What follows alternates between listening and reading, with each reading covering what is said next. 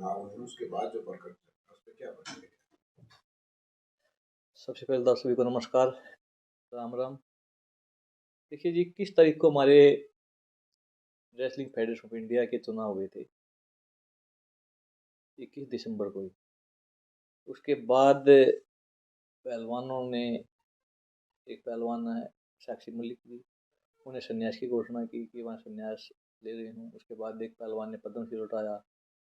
उसके बाद में फिर सरकार ने भारतीय कुश्ती संघ की जो एक्टिविटी थी उसको सस्पेंड कर दिया और ये बोला गया कि भाई आईओए ओलंपिक संघ, भारतीय ओलंपिक संघ एक एडो कमेटी बनाएगा। उसके बाद भी एक और पहलवान ने फिर अपना ध्यानचंद खेल रत्न और अर्जुन अवार्ड वापिस करने की घोषणा कर दी। तो इसमें सबसे बड़ी समस्या भारतीय पहलवानों के लिए खड़ी हुई है और उससे भी ज़्यादा हरियाणा के हमारे जो जूनियर बच्चे हैं इनके लिए, क्योंकि अगर आप पूरा हर टीम का अगर आप पूरा एस्टीमेट निकाल के देखोगे तो सबसे ज़्यादा अगर कोई इंडिया टीम में होते हैं तो हमारे पहलवान होते हैं। अगर सब जूनियर में 10 वेट है तो 8 या 9 या कभी कभी 10 के 10 पहलवान हरियाणा से होते हैं। सीनियर में भी ऐसे ही है। वैसे तो ओलंपिक में 6 वेट हैं, उससे अलग तो हमारे 10 वेट हैं। तो उसमें भी ऐसे ही है कि हमारे सब ज़्यादातर दबदबा हरियाणा का रहा है। तो इसमें नुकसान भी हमारे जो जूनियर पहलवान हैं उनको हुआ है। नई फेडरेशन जो बनी थी उन्होंने उसी दिन अपनी एग्जीक्यूटिव जो उनकी इसी होती है, एग्जीक्यूटिव कमेटी होती है, उसके साथ मीटिंग करके और 28, 29, 30 तारीख को अंडर 15 का और जूनियर का अंडर 20 का नेशनल रख दिया था 28, 29, 30 तारीख के लिए।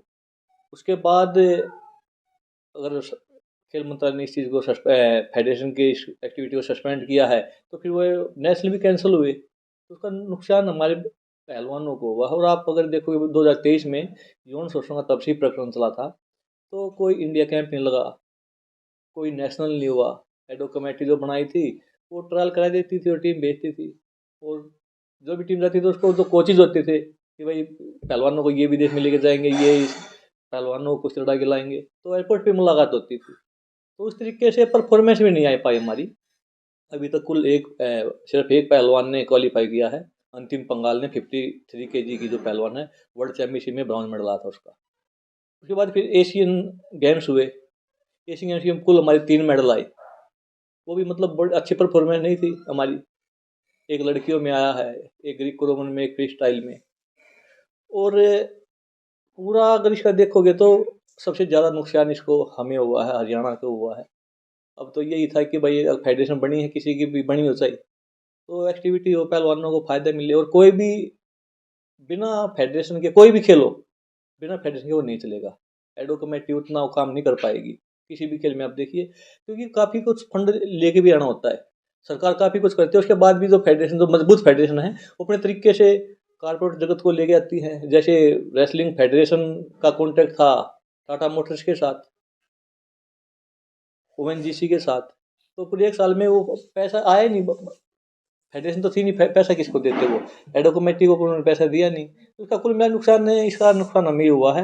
अब तो यही था कि भाई फेडरेशन बन चुकी थी तो आगे कुछ गलत होता है उसके ऊपर कार्रवाई होनी चाहिए। इधर पहलवानों की जो समस्या थी यौन शोषण वाली, वो कोर्ट में केस है, उसका फैसला तो उस पर तो ना कुछ आप बोल सकते ना हम बोल सकते।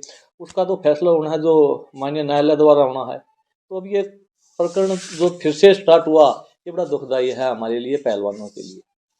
बात कही है उसके पीछे क्या आप मानते हैं? देखिए, ये पूरी तरीके से राजनीति हो चुकी है। इनका भूपेंद्र हुड्डा जी, दीपेंद्र हुड्डा जी से मिलना, उसके बाद उसी शाम को प्रियंका गांधी जी का इनके घर पे आना, फिर अभी शायद कल ही राहुल गांधी जी यहाँ पे आए हैं, साथ में ट्रेनिंग कर रहे हैं, साथ में पूरा मतलब विपक्ष का तो काम यही होता है वैसे। पर ये पूरा राजनीतिक रूप से ये पूरा ये अभी फिलहाल प्रकरण चला हुआ है और ये स्टेप बाय स्टेप ये चीज़ें हो रही हैं। मेरे को नहीं लगता कि इस तरीके से अगर ये चलेगा तो कुश्ती में हमें कुछ ज़्यादा उम्मीद रहेगी। कुश्ती के बुरे दिन हैं, पिछले एक साल से बुरे रोड पे कुश्ती रही है, बहुत ज़्यादा कुश्ती की बदनामी हुई है। और अभी इस तरीके के जो प्रकरण हैं तो जो बच्चों के पेरेंट्स हैं वो भी देखते भी मेरे बच्चों का भविष्य क्या है। कोई नेशनल नहीं है, कोई टूर्नामेंट नहीं है, कोई देखने वाला नहीं है इसमें क्या अच्छा हुआ क्या गलत हुआ है। पिछले 10 साल से फेडरेशन ब्रजभूषण के जो अंडर में 2012 से 23-22 तक 23 में प्रकरण हुआ है, चली है, तो सब टूर्नामेंट भी हुए हैं, खेले भी हैं। उसने जो गलत किया है, ठीक किया है, उसके ऊपर हम नहीं जाते। अगर उसने कुछ गलत किया तो उसकी सजा उसको मिलेगी, कोर्ट में केस है, तो वो होना चाहिए। पर पिछले 10 साल में जो कुश्ती में इतना अच्छा सुधार हुआ है, लगातार 4 ओलंपिक में हमारे मेडल आए हैं। एशियन गेम्स की बात हो, वर्ल्ड चैंपियनशिप की बात हो, तो कुश्ती एक नए मुकाम तक पहुंची है आज तक आने में। और जो अवार्ड वापस करना होता है, खासकर खिलाड़ी की मैं बात करता हूँ, तो खिलाड़ी की जितनी मेहनत, जिसके उसके परिवार की, उसके गुरु की मेहनत होती है, सरकार का बहुत ज़्यादा योगदान खिलाड़ी के ऊपर होता है। और खासकर 2016 रियो ओलंपिक के बाद हमारी परफॉर्मेंस इतनी अच्छी नहीं आई थी। कुल 2 मेडल आए थे हमारे रियो ओलंपिक में। आते ही प्रधानमंत्री जी ने, नरेंद्र मोदी जी ने एक टॉप टीम का गठन किया था, जो आज टारगेट ओलंपिक पोडियम स्कीम के नाम से जानी जाती है। तो आज एक बच्चे पे एक साल में 1-1.5-2 करोड़ रुपए तक खर्च होता है। इसलिए ये जो पद्म पुरस्कार हैं, जो भी अवार्ड हमें मिले हैं, या चाहे मेरे भी लगाइए, चाहे स्मार्ट अवार्ड हो, चाहे खेल रत्न, राजीव गांधी खेल रत्न हो, चाहे पद्मश्री हो, जितना योगदान मेरा, मेरे परिवार का, मेरे कोचिंग का, तो सरकार का भी उतना ही योगदान है। टीम भेजनी, अलग से फिजियो देना, अलग से डॉक्टर देना। और आज 2016 के बाद तो खिलाड़ियों पे पानी की तरह पैसा बहा जाता है। इतना पैसा किसी भी देश में एक पर्सनल खिलाड़ी के ऊपर नहीं बहा जाता कि एक अच्छा खिलाड़ी है, अच्छा लेवल का खिलाड़ी है, कोई ओलंपिक मेडल जीतने का जो मादा रखता है, उसको पर्सनल ट्रेनर देते हैं, पर्सनल कोच देते हैं, पर्सनल फिजियो देते हैं। अब ट्रेनिंग विदेश में करे या अपने देश में करे, विदेश में कहीं भी करे, उससे अलग पॉकेट मनी, हर महीने 50,000 पॉकेट मनी का खर्चा देते हैं। तो इतना खर्चा करने के बाद भी फिर इस तरीके की चीज़ें नहीं होनी चाहिए। जो हमारी लड़ाई है, वो लड़ाई लड़नी चाहिए। किसी के साथ कुछ गलत हुआ है तो हम आज भी बोलते हैं कि वो लड़ाई लड़नी चाहिए। फिर इस तरीके से जो एक भारत सरकार सम्मान देती है, देश के 2 प्रथम नागरिक बोलते हैं, जिसको राष्ट्रपति जी द्वारा दिया जाता है, ये तो इस इतने बड़े सम्मान को ऐसे रोड पे नहीं रखना चाहिए। अब वो मेरे सम्मान है, जैसे इनको मैं रोड पे रखूँगा तो ये मैंने जो मेरे को सम्मान मिला, जो देशवासियों ने की वजह से, जो मेरे खेल की वजह से भारत सरकार ने दिया है, तो इसके उसको इस तरीके से उसका अपमान नहीं करना चाहिए।